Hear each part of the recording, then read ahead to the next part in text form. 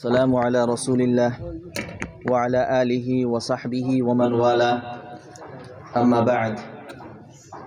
فأعوذ بالله من الشيطان الرجيم بسم الله الرحمن الرحيم أم حسبت أن أصحاب الكهف والرقيم كانوا من آياتنا عجبا إذ أوى الفتية إلى الكهف فقالوا ربنا آتنا من لدنك رحمة وهيئ لنا من أمرنا رشدا وقال الله تعالى في مقام آخر واتقوا الله ويعلمكم الله وقال النبي صلى الله عليه وآله وسلم من يرد الله به خيرا يفقهه في الدين وإنما أنا قاسم والله يعطي أو كما قال صلى الله عليه وآله وسلم سبحان ربك رب العزة عما يصفون وسلام على المرسلين والحمد لله رب العالمين.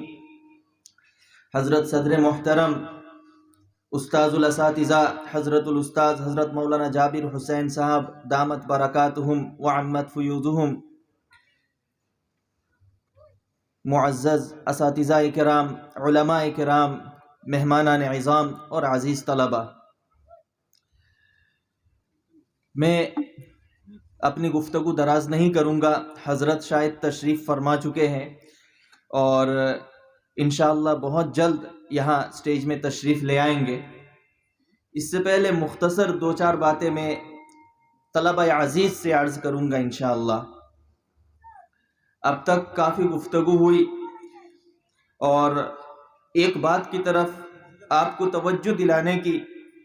کوشش کی گئی، وہ یہ کہ آپ کو یعنی جو آج کے طلبہ جو کل کو علماء ہوں گے، آج آپ کو ایک بہترین طریقہ زندگی اپنانی ہے. آپ کو سنت نبوی کا متبع بننا ہے، اس لیے کہ آپ قرآن پاک کی تعلیم حاصل کر رہے ہیں، دین کا علم حاصل کر رہے ہیں. آپ پر ذمہ داری ہے کہ پہلے اس قرآن کو اور سنت کو اپنے اندر اتاریں. آپ پکے عالم اسی وقت ہو سکتے ہیں اللہ کی نگاہ میں جب قرآن آپ کے اندر ہو، جب سنت آپ کے اندر ہو، جب دین آپ کے اندر ہو. تو اس لیے عزیز طلبہ، میں آپ سے درخواست کروں گا کہ اللہ تعالیٰ کی طرف سے آپ برگزیدہ ہیں، منتخب ہیں. اللہ تعالیٰ نے آپ کو علم کے لیے، دین کی جد و جہد کے لیے، دین کی سربلندی کے لیے، اعلاء کلمات اللہ کے لیے اللہ نے آپ کا انتخاب کیا. یہ انتخاب، اس کو آپ غیر معمولی مت سمجھو. آپ کہیں اور ہو سکتے تھے، کسی اور درسگاہ میں آپ علم حاصل کر سکتے تھے، عصری علوم آپ حاصل کر سکتے تھے، لیکن اللہ نے آپ کو وہاں سے اٹھایا اور قال اللہ اور قال الرسول کے علم حاصل کرنے کا اللہ نے آپ کو موقع دیا. ایک بات میں عرض کر دوں، اگر زندگی بھر آپ سجدہ شکر میں بھی رہے تو اس کا شکر ادا نہیں کر سکتے. کتنی بڑی نعمت، کتنی بڑی دولت آپ کو ملی کہ علم دین حاصل کرنے کا موقع آپ کو ملا. یہ بہت بڑی سعادت ہے میرے عزیزوں، اور آپ سمجھ نہیں رہے. ہم جس دور میں جی رہے ہیں یہ ایک انقلاب کا دور ہے، قرب قیامت کا دور ہے. زمانہ بدلنے والا ہے. جو اہل اللہ ہے، جو اہل نظر ہے، وہ اپنے سامنے واضح تبدیلی کو دیکھ رہے ہیں. تمام قیامت کے تمام علامت صغرا ظاہر ہو چکے ہیں اور علامت کبرا ظاہر ہونے کی تیاریاں چل رہی ہے. اور تمام جو گلوبلی جو حالات بننے والے تھے، جو افغانستان کے حالات، جو ملک شام یعنی فلسطین کے حالات، اور جو جزیرۃ العرب یعنی موجودہ سعودیہ کے حالات، سارے حالات ایسے بن چکے ہیں کہ بالکل آخری دور، آخری زمانہ آنے والا ہے.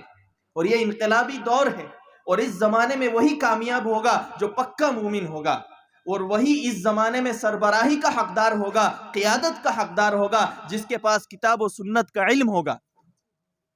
تو اللہ تعالیٰ نے آپ کو جو چنا ہے علم دین حاصل کرنے کے لیے میرے عزیزوں بہترین موقع آپ کے سامنے آ رہا ہے کہ آپ اس دنیا کی قیادت کریں گے، اس دنیا کو آپ بہتری اور بھلائی کے راستے کی طرف بلائیں گے، اور اسی لیے آپ اس قرآن کو حاصل کر رہے ہیں۔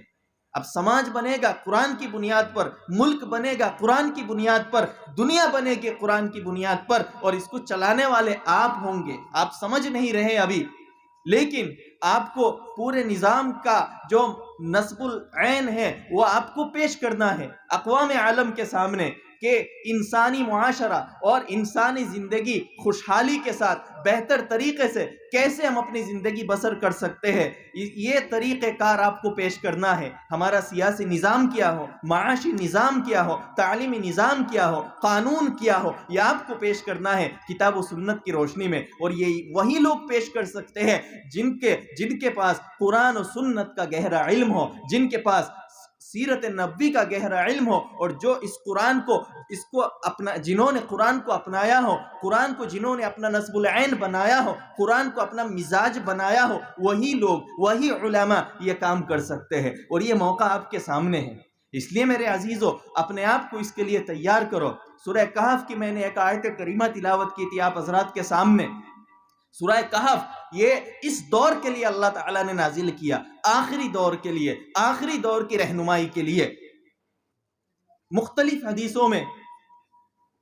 آپ علیہ السلام نے فرمایا کہ جو سورہ کہف کی تلاوت کرے گا، سورہ کہف کی ابتدائی آیتوں کی تلاوت کرے گا، وہ فتنہ دجال سے محفوظ رہے گا۔ صاف اشارہ ہے آخری دور میں کس طرح آپ کو دین کا کام کرنا ہے، اس کی رہنمائی سورہ کہف میں ہے۔ اور اسی میں سے ایک رہنمائی، جس طرح اصحاب کہف اپنے دین و ایمان کی حفاظت کے لیے غار میں چھپ گئے تھے، اذ اول فتیۃ الی الکہف، جب یہ چند نوجوان اپنے ایمان کی حفاظت کے لیے ظالم بادشاہ سے بھاگتے ہوئے اپنے ایمان کی حفاظت کے لیے اذ اول فتیۃ الی الکہف غار میں پناہ لیے تھے، غار میں انہوں نے پناہ لیا، اللہ تعالیٰ نے ان پر نیند طاری کر دی۔ اذ اول فتیۃ الی الکہف فقالوا ربنا آتنا من لدنک رحمہ وہیئ لنا من امرنا رشدا، دعا کی ان نوجوانوں نے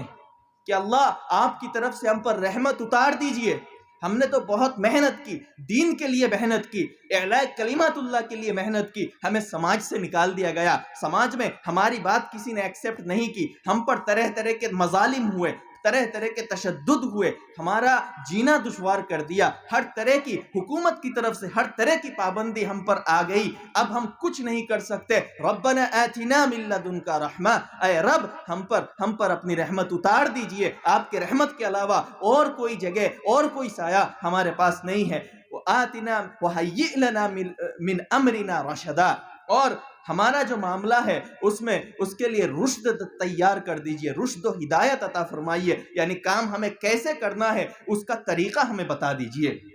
غار میں چلے گئے اور اللہ تعالیٰ نے ان پر نیند طاری کر دی، اور کئی سالوں تک وہ سوتے رہے، وہی غار میں پڑے رہے، اور پھر ایک زمانہ آیا کہ وہ غار سے نکلے۔ اس سے اشارہ اس طرف ملتا ہے، ہمارے بہت سارے اکابرین نے اس آیت کریمہ سے یہ اشارہ نکالا، یہ جو جنگ آزادی کے بعد، جنگ آزادی میں جب مسلمانوں کو شکست ہوئی، شکست ہونے کے بعد انگریزوں کی طرف سے علم دین اور علماء کو پھانسیاں دی جا رہی تھی اور علم دین کو مٹایا جا رہا تھا، تو اس وقت ہمارے بعض اکابر نے وہ اللہ تعالیٰ کے سامنے انہوں نے دعا کی، اور اسی طرح مدارس کی شکل میں انہوں نے کہف تیار کیا، اور انہی کہف یعنی ان مدارس کے اندر علم دین کی انہوں نے حفاظت کی، اور آج تک علم دین کی حفاظت انہی مدارس کے ذریعے سے ہو رہی ہے۔ اور آج بھی بھارت میں جو بھی دین ہے، ہماری سرزمین میں جو دین ہے، مدارس اور مکاتب کی بدولت ہے، اگر مدارس اور مکاتب نہ ہوتے تو ہماری سرزمین میں دین نہ ہوتا۔ اب دیکھ لیجئے اسپین کی مثال مشہور ہے، جو اسپین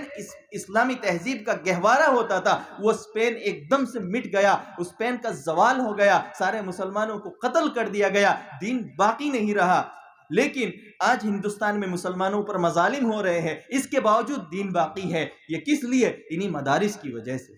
اور اسی وجہ سے مدارس کو روز اول سے نشانہ بنایا جا رہا ہے. لیکن اللہ تعالیٰ ان مدارس کی حفاظت کریں گے، یہ مدارس قائم رہے گا انشاءاللہ، اور انہی مدارس سے وہ افراد نکلیں گے جو دین کی قیادت کریں گے، دنیا کی قیادت کریں گے، انسانیت کی قیادت کریں گے، اور پوری دنیا کے سامنے ایک نظام عالم کو پیش کریں گے کہ آؤ ہم انصاف کا نظام دیں گے. انصاف اگر قائم ہو سکتا ہے تو قرآن کے ذریعے، انصاف قائم ہو سکتا ہے تو رسول اللہ صلی اللہ علیہ وسلم کے طریقے کے ذریعے. کسی انسان کے بنائے ہوئے نظام سے انصاف قائم نہیں ہو سکتا.